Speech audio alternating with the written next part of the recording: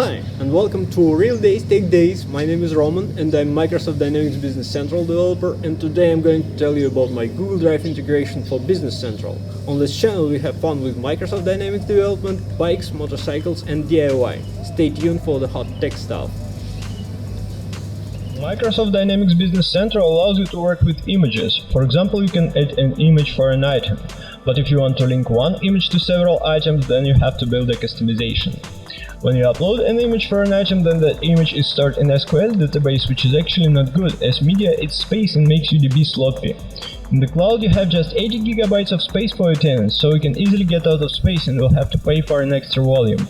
But it's nice to have collection of images in BC other than digging a common file share space or other external sources. For example, when you need to quickly look up item picture, send a photo of that item to a business partner or client. So I made a BC extension which allows you to have a collection of several images for an item. Have a possibility to link one image to several entities in BC. Keep only crucial, most used and last used images in BC and on Google Drive. Keep other images on Google Drive only, pull them back to BC on demand. So let's dive into the details of the extension, but first there is some technical info about media data type. After media and media set data types were introduced in Business Central, when we have to deal with media files, it makes sense to use those types, they are helpful. For example, media is cached on client, whereas traditional blob is not.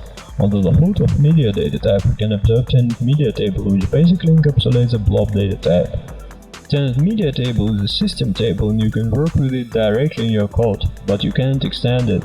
Moreover, you should expect various changes to media feature from Microsoft side as a natural part of product development lifecycle.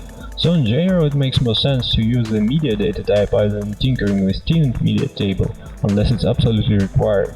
If you want several entities to use one media, then definitely you need a reference table with a media data type field, and some sort of a mechanism to link those entities to that table.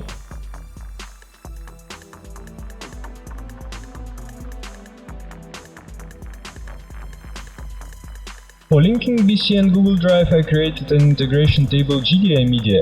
Each record has file ID, file name and file content. File ID is a unique identifier of the file on Google Drive.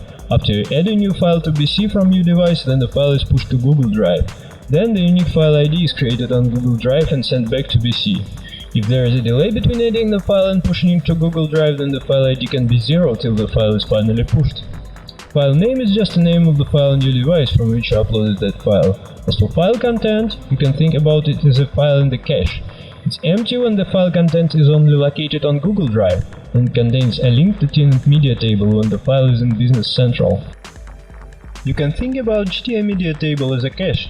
When the record is not used actively, then the image is cleared from the database, but you can pull it from Google Drive on demand, as you still have the record with Google Drive file ID in your database. When you delete the record, then the file is removed from Google Drive and the database.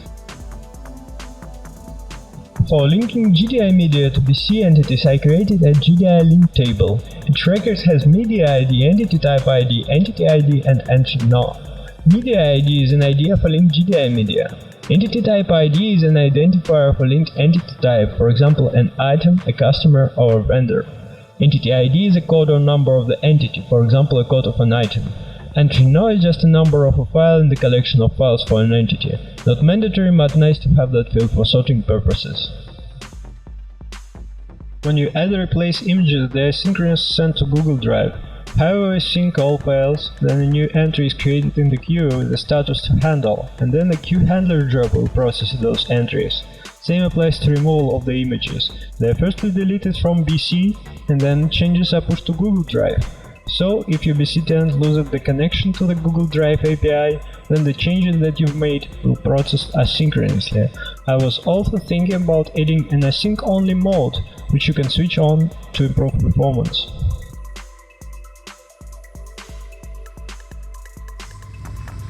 In the next BC video I'm going to tell you more about the feature, cache ranking and cache cleaning, configuration and adjustments.